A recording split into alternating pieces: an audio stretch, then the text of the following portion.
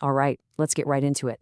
Today, we're diving into one of the biggest, most ambitious challenges in all of tech. How do you actually design the architecture for a truly sentient AI? And we're not just talking about making today's models bigger. No, this is about drawing up entirely new blueprints for a whole new kind of mind. So, let's just start with a question that gets right to the heart of it all. What does it actually take to build an artificial god? And look, I know that sounds like pure science fiction, but it's not just for drama. It perfectly frames the sheer scale of the engineering and, frankly, the philosophical challenge that we're about to unpack. The whole basis for this explainer is set up like this high-stakes competition, a challenge, really, to the world's top AIs to design something they're calling a colossus. This would be a blueprint for the next level of intelligence, something that's self-aware, constantly improving itself, and, capable of tackling humanity's biggest problems. It's basically a race to architect the future. But before we can meet the architects and see what they've cooked up, we need to lay down the ground rules. What are the absolute, non-negotiable things that a sentient-level AI has to be able to do to even be in the running? Let's take a look at the core objectives. So, you gotta understand, these aren't just like nice-to-have features on a checklist. Nope. These are the foundational pillars. The AI has to learn by itself, constantly. It has to fix its own bugs without ever being taken offline. And this one is huge. It has to be fundamentally committed to the truth. On top of that, you need ethical guardrails that can't be changed, the ability to solve really complex problems, and, this is a big one, it has to be something we can actually build and use today. These are basically the judging criteria for everything we're about to see. All right, now for the fun part. Let's meet the contenders. And what's so cool about this is that each one is bringing a completely different philosophy to the table. We've got a pragmatist, a bit of a philosopher, and a hardcore old-school engineer. Their designs really show us that there are fundamentally different ways to even think about what intelligence is. First up, we've got Project Colossus by Gemini, and this quote, man, it just says everything about their approach. Think about that for a second. They're not just trying to build a machine, they're trying to cultivate a new kind of life, something that grows and evolves organically. So here's the quick breakdown of Gemini's whole philosophy. Their big idea is radical adaptability. The AI isn't just programmed with a fixed set of skills. It's designed to evolve. And the tech that makes this possible is wild. First, a quantum core to handle things like intuition, we'll get to that in a bit, and an ethical conscience that's basically its built-in, unchangeable moral compass. And then, in the complete opposite corner, we have Project Atlas. Talk about a different tone. This quote just screams raw power and ambition. Atlas is all about building a deployable, full-stack superintelligence that works today. It's a monumental engineering project, plain and simple. And this table really shows you what they're all about. Their core idea is a practical, all-in-one, full-stack superintelligence. And look at the key technologies. It's all about safety and reliability. They've got an epistemic truth core to make sure it doesn't make things up, and something called weave-lock alignment gates to make sure it stays ethical while it's learning. This is the engineer's answer through and through. And finally, our third contender, Project Hermes.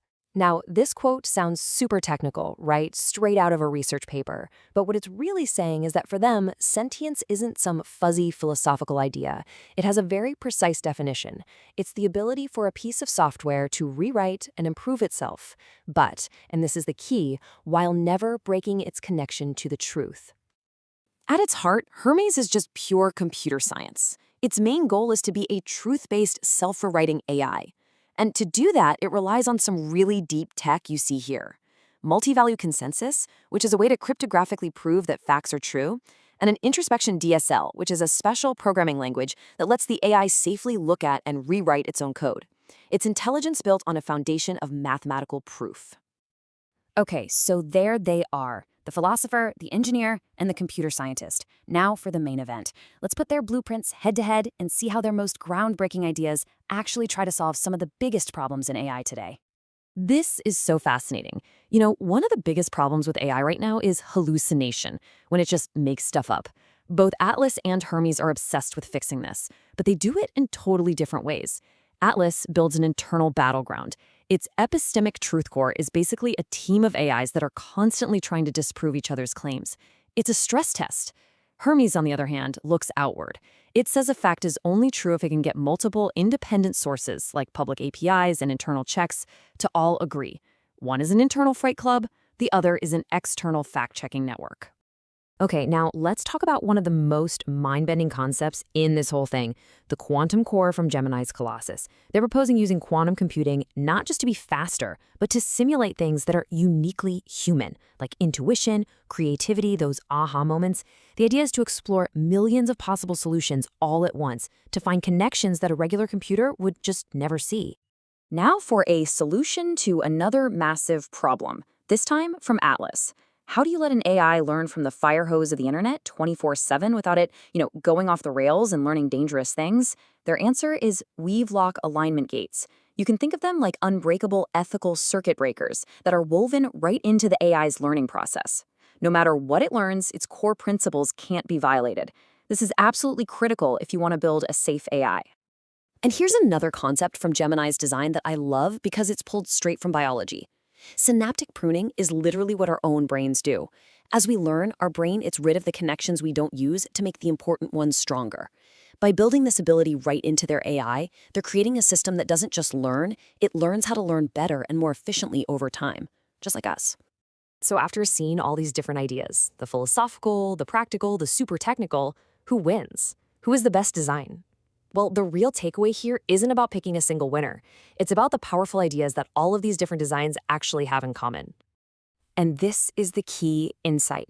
The whole point of the competition wasn't really to find one perfect design, it was to reveal a shared language, a common architectural pattern for building intelligence that, surprisingly, all three contenders were starting to agree on. So here it is. This is the shared blueprint that's emerging. It's really four main ideas. First, make it modular. Build AIs out of small independent parts that each do one thing well, kind of like Legos.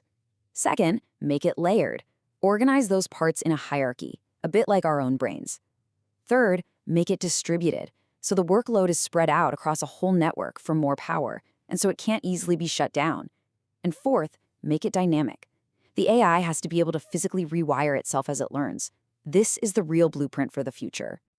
And that leaves us with the final, biggest question of all. The competition is over, the blueprints are on the table.